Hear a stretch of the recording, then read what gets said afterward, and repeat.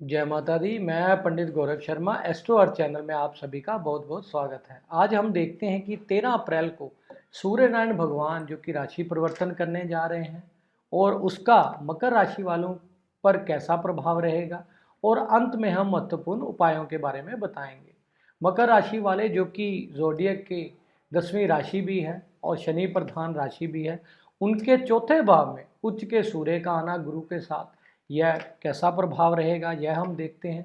क्योंकि सूर्य नारायण भगवान हमारे ज्योतिष शास्त्र में बहुत महत्वपूर्ण स्थान रखते हैं। सूर्य नारायण भगवान को हमारी इम्यूनिटी का, हमारी हेल्थ का कारक मानते हैं, हमारी आत्मा का कारक मानते हैं। हमारे पिता के लिए हम देखते हैं पिता से किस प्रकार से संबंध होंगे या पिता का हमारे समाज में किस प्रकार का मान सम्मान होगा, यह हम सूर्य नारायण भगवान से देखते हैं। और इस बार वह 12 साल बाद उच्च के होने जा रहे हैं, क्योंकि जैसे कि हमारे दर्शकों को पता ही है कि सूर्य नारायण भगवान हर महीने ही अपना राशि परिवर्तन करते हैं, लेकिन इस बार वह उच्च के होने जा रहे हैं, वह गुरु के साथ।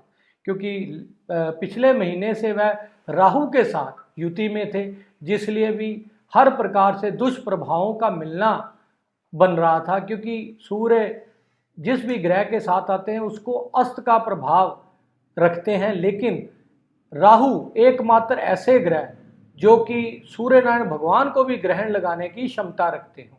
इसलिए भी अगर हम देखें मकर राशि वालों के लिए चौथे भाव से इन ग्रहों की युति का होना, चौथा भाव हमारे मकर राशि वालों के लिए घर परिवार का, प्रॉपर्टी का, बंगला, गाड़ी, हर प्रकार से हम देखें उसमें इन दोनों ग्रहों की युति का आना, यह हमारे प्रॉपर्टी खरीदने व बेचने का योग बनेगा।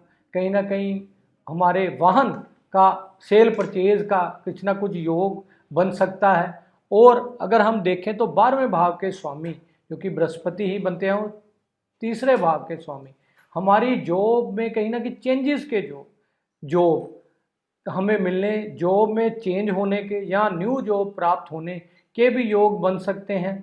और हमारे घर से दूर होने के भी योग इस योग से, क्योंकि अष्टम भाव के स्वामी का हमारे चौथे भाव में आना, यह हमारे प्रॉपर्टी से वाद विवाद का भी कुछ ना कुछ योग बताता है।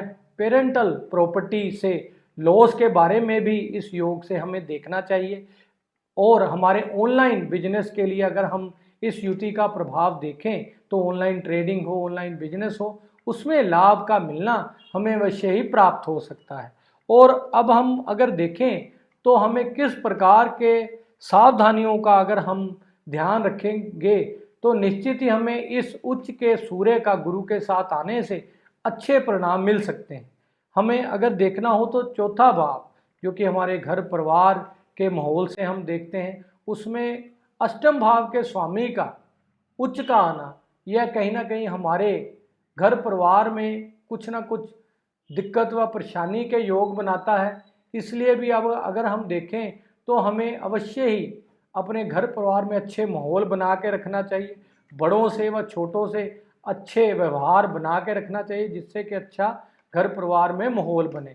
और अगर हम देखें तो किस महत्वपूर्ण उपायों को करने से निश्चित ही हमें, चाहे वह ऑनलाइन ट्रेडिंग बिजनेस हो या घर परिवार में अच्छा माहौल हो, उसके लिए हमें लाभ की प्राप्ति होगी।